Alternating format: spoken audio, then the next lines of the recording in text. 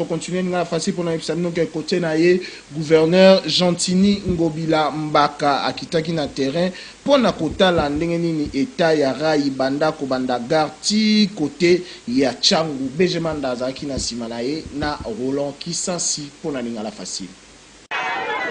bandeko babolingo boyebake kala mingi te baza kobongisa masolo nyonso mpo na chemin de fer ezonga joli kitoko po train ebanda koleka po na kopermettre na population basirkule joli kitoko na ville province ya Kinshasa. Talate na mokolo ya mardi 4 mai 2021, gouverneur de la ville Gentini Ngobila Mbaka le suprême bakiselaka le grand bako bazali kobenga lumière ya Kinshasa pe papa Bopeto akitaki ye moko na terrain pona kotambola na ville province ya Kinshasa elongo na délégation ya ba investisseur pe na ministre provincial ya infrastructure na oyo ya transport batambolaki awa pona kotala eta ya rai niveau ezaleli babandaki nanu awa na gare centrale nzela baza kotambola makolo kolongo wana bayaki kopusa na ti na limete na Kingabwa pona kotala eta ya rai awa bozali kozwa ndenge nini baza kopesa explication ya eta ya rai niveau ezaleli koto ese gate kuna esali mabulu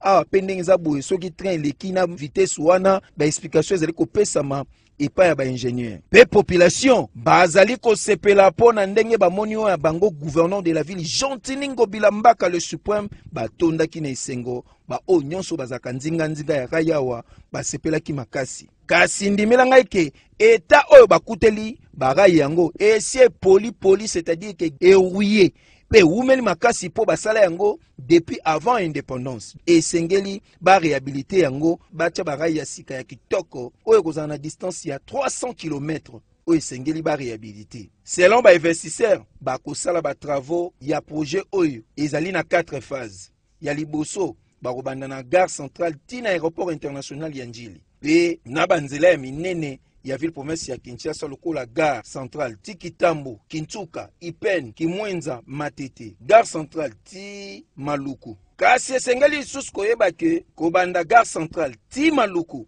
ezali nde société commerciale ya transport STP bango nde mutu bakosala misala yango na financement ya Chine, Italie pe na ba entreprise française. Projet oyo ezali piloté na Transconnexion Congo. Donc, misala oyo bientôt ekomonisama na miso ya batu. Boye nde ezalaka. Garde bandi na yo.